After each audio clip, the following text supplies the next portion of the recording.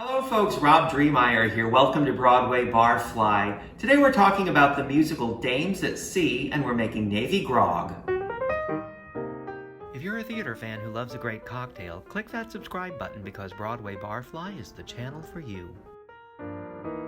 In 1958, a coffee house called Cafe Cino opened in Greenwich Village in New York City. And like other coffee houses of the day, they presented poetry and folk music. But soon after they installed a little stage, they started presenting full-fledged plays. By the mid-1960s, Cafe Cino had become an artistic home for all sorts of actors and playwrights and directors, many of whom went on to celebrated careers. Al Pacino, Sam Shepard, and Lanford Wilson are just a few of the people who honed their skills at Cafe Cino. It's sort of ironic that for all of the experimental work done at Cafe Cino, the most famous piece to come from there is a fairly mainstream musical called Dames at Sea. Dames at Sea is about a young dancer named Ruby who arrives in New York City by bus with nothing more than her tap shoes and a dream.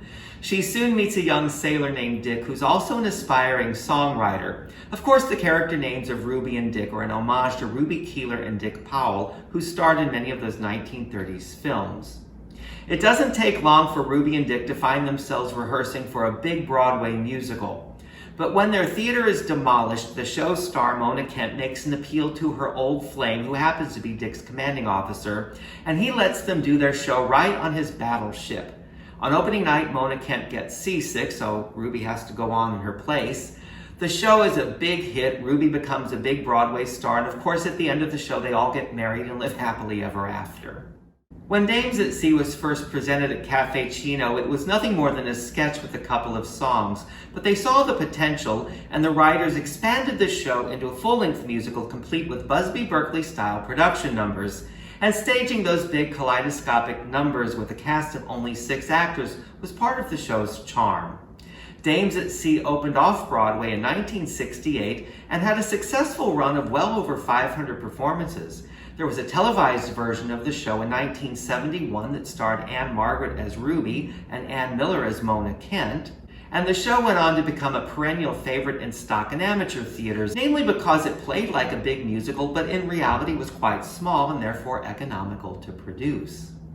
Just as Ruby becomes a star in the show within a show, Dames at Sea also launched a significant Broadway career because the actress who originally played the role of Ruby was Bernadette Peters. There's no specific cocktail reference in Dames at Sea, but because of the show's overall nautical theme, and because their show within a show takes place on the battleship, and because all of the male characters are sailors in the Navy, I thought this was a perfect opportunity for us to make Navy Grog.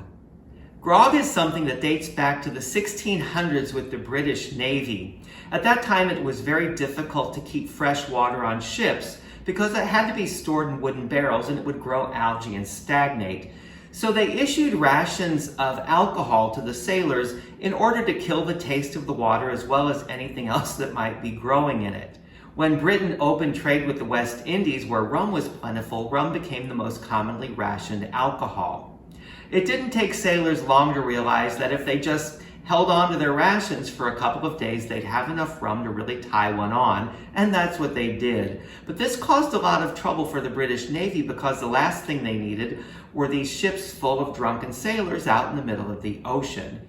The problem was solved in 1740 by an admiral named Edward Vernon, who diluted the rations of rum with water at a 4-to-1 ratio, and this made it very difficult to ever stockpile enough to actually get drunk on.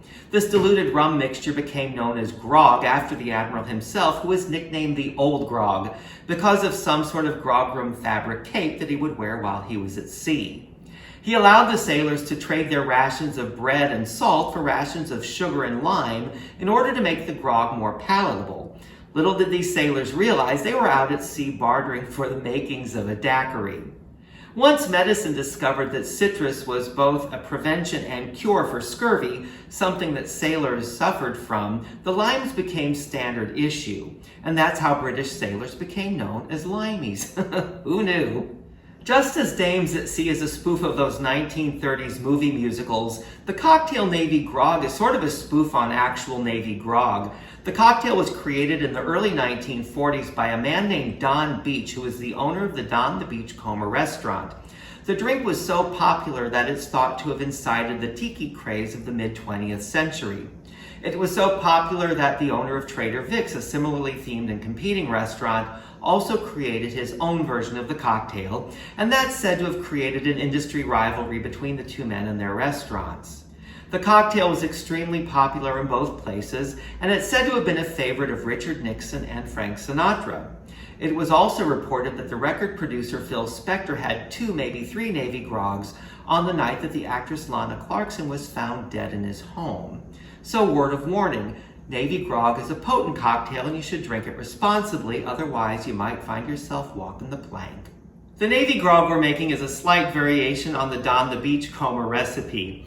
We need 3 types of rum. We're using clear rum, a gold rum, and a dark rum. We need grapefruit juice, lime juice, honey syrup, which you can make yourself. It's just equal parts of honey and water heated up until it forms a light syrup, and club soda. So in our tin, we are going to add 1 ounce of each of our 3 rums.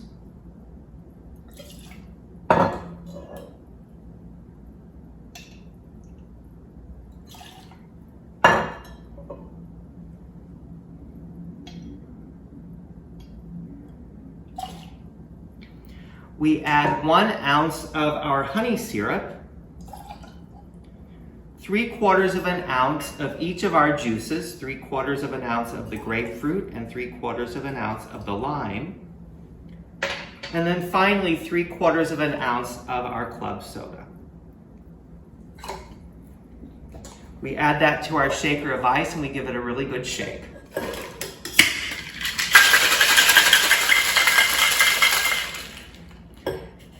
I'm serving this in an old-fashioned glass, though this is a tiki cocktail, so if you have a tiki mug, this would be a good time to break it out. It was originally served over crushed ice, but somewhere over time, it started to be served over an ice cone. Now you can buy molds online to make ice cones, but as you can see, I sort of MacGyvered myself one out of a red cup and it seemed to work just fine.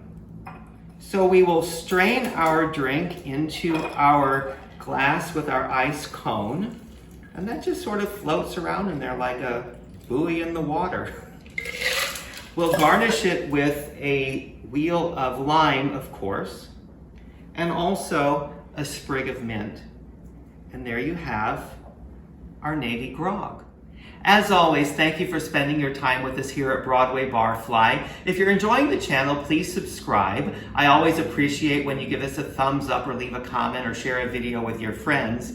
And make sure to check out our show clips. That way you have something to enjoy while you're sipping your cocktail. Until the next time, cheers. If you enjoyed the video, why not give it a thumbs up and share it with your friends? Feel free to leave your comments and click that subscribe button because there's a lot more Broadway Barfly to come.